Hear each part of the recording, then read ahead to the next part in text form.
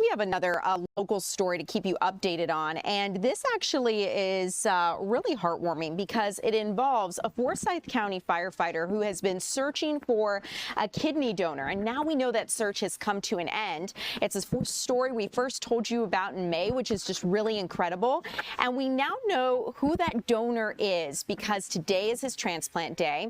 Fox 5 was in the OR as this happened. Our Kevyn Stewart joining us live to talk about this. So, Kevyn, thanks so much for joining us. Who is this donor? How is this firefighter getting a new kidney? Okay, the name of the firefighter is Chris Stansel. He's worked in the fire department up there in Forsyth County for more than 2 decades, and the donor is his sister. Now, he, at the time when we first reported about this, was scouring all over, looking for a donor. He had four-stage kidney disease, but it turns out it was at a funeral for the family, an aunt, where there's a campaign to try to get people to get tested to see if they were a match, and it turned out his sister signed up and she is a match. And the interesting thing about this is that he didn't know he was sick. How he found out was he had a checkup at the doctor and his blood pressure was high, too high, and after they checked it again, so it ended up being a case of too high too often, and so he turned out to need a new kidney. Now, if you want to get a good sense of how important, how significant this is, you need to talk to their mom. Take a listen. They were raised out in the country basically years ago, and they were raised that you take care of your people. They were raised next door to their grandparents, and they visited their other set of grandparents quite often, so they knew to go and help when necessary. How is there a lesson that people can learn from this story? I would say that they need to learn to take care of their elders, their grandparents, if they're alive. Then parents will follow suit then, and then they'll take care of their children the way you've taught them and the way you take care of them.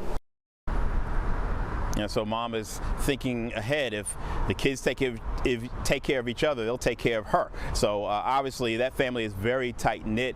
I can tell you that the surgery is still going on right now as we speak. The first part of this surgery is removing the kidney, and that took about 3 hours, and immediately that was the kidney was wheeled over to another OR to be implanted into Chris.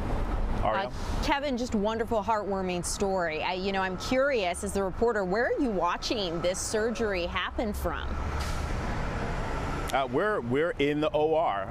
We're scrubbed up, masked up, wiping our hands. We've had a chance to do a number of those over the years. They're fascinating to actually see in person, but me and my photographer, Stephen Herron, are inside the OR, and we are given some parameters where we can and cannot go, but we're able to get pretty close, actually. Wonderful way to get up close to this story, and I love hearing your feedback of just being able to have this experience. Any final thoughts or things you think our viewers should know about this story? Yeah, I think the bottom line is, and this is when we talked to the surgeon before this took place, he said, people need to get checked out. He says sometimes when we think about high blood pressure, we think, oh, you have to be obese or something along those lines. He said this could happen to anybody, and this is a great example. He was quote-unquote healthy. He looked the part, but he had high blood pressure, very high blood pressure, and had it too often, and that's when they started doing some further digging, and they realized that his kidneys were close to failure, stage 4. Wow, incredible. Kevyn, thank you so much for bringing this story to our attention and, of course, sharing this insight with us. I think you bring up a great point, which is just a lot of times we make assumptions about what's possible for ourselves, and it's so important to always continue to focus on prevention and try to keep our own health forefront of mind. So thank you, Kevyn, so much for joining. Get checked out. Get checked out. Yeah, amen. Okay, Kevyn, thank you.